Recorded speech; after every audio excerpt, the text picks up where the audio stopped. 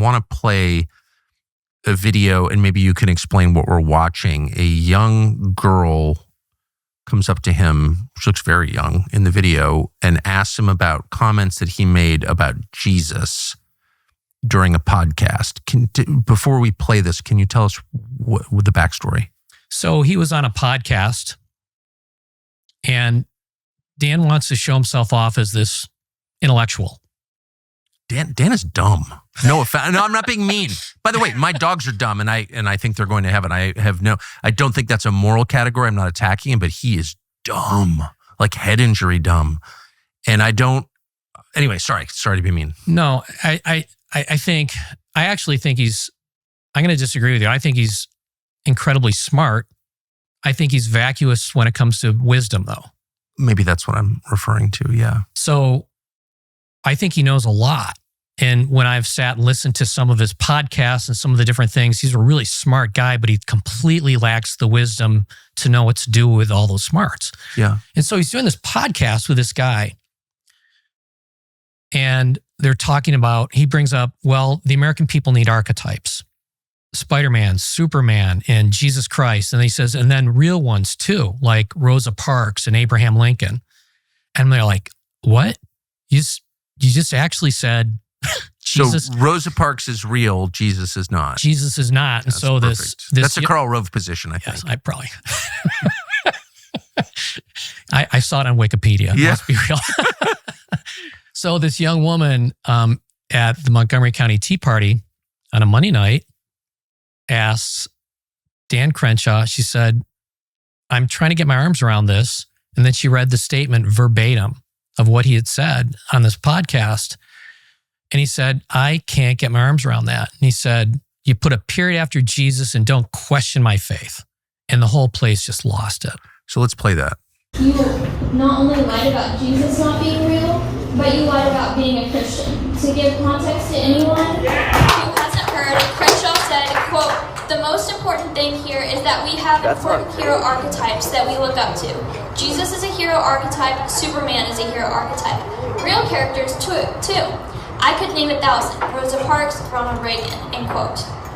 I can't wrap my head around this. Well, I'll help you. Put a period after the word Jesus and don't question my faith. Wow. Okay, wow. To a 10-year-old girl.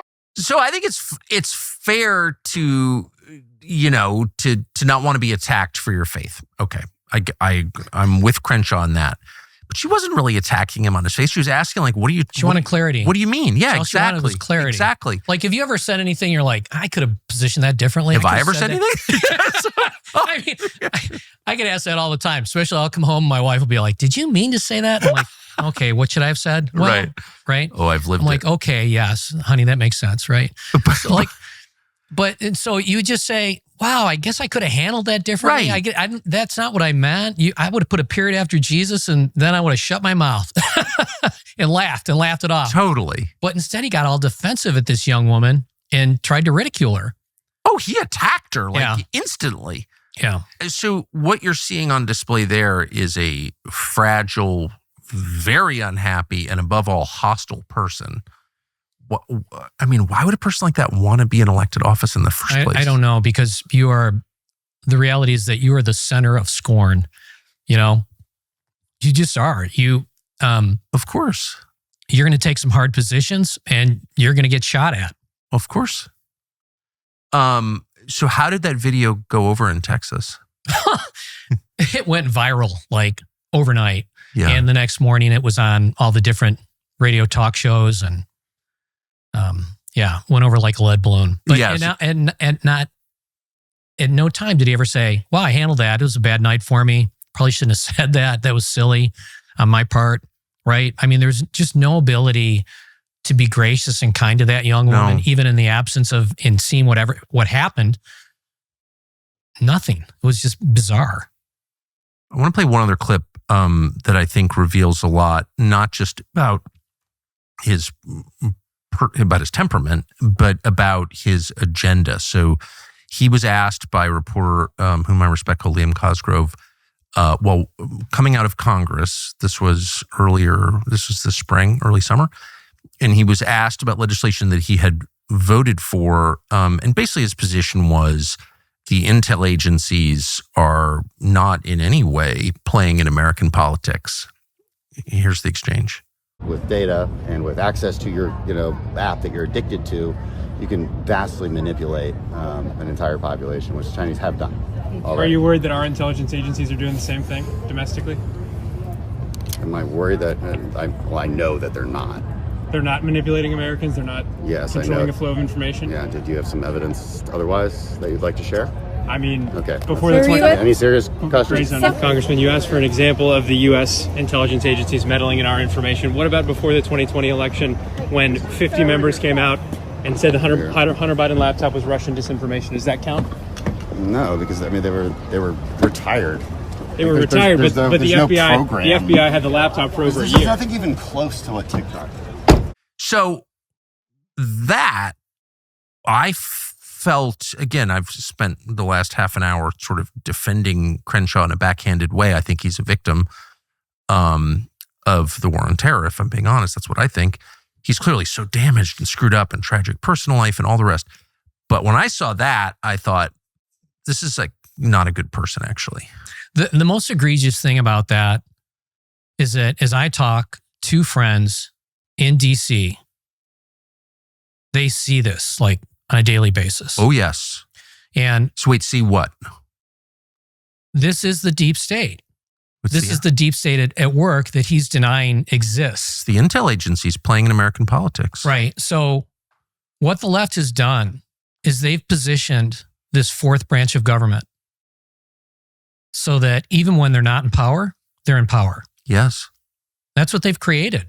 They've created a system whereby, so you lose Congress, you lose the White House.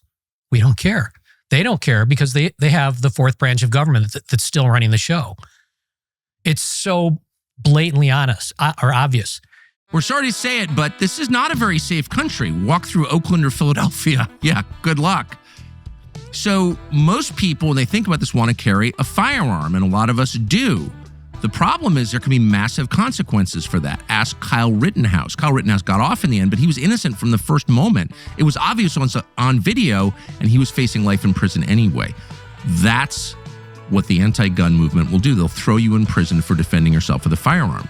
And that's why a lot of Americans are turning to Byrna. It's a proudly American company. Byrna makes self-defense launchers that hundreds of law enforcement departments trust. They've sold over 600,000 pistols, mostly to private citizens who refuse to be empty-handed. These pistols, and I have one, fire rock-hard kinetic rounds or tear gas rounds and pepper projectiles, and they stop a threat from up to 60 feet away. There are no background checks. There are no waiting periods. Byrna can ship it directly to your door. You can't be arrested for defending yourself with a Byrna pistol. Visit Byrna, BYRNA.com or your local Sportsman's Warehouse to get yours today. Byrna.com. Thanks for watching our YouTube channel. We hope you'll subscribe to it. And by the way, you can hit the little bell on there and get notifications every time we produce a video. We hope you'll do that also.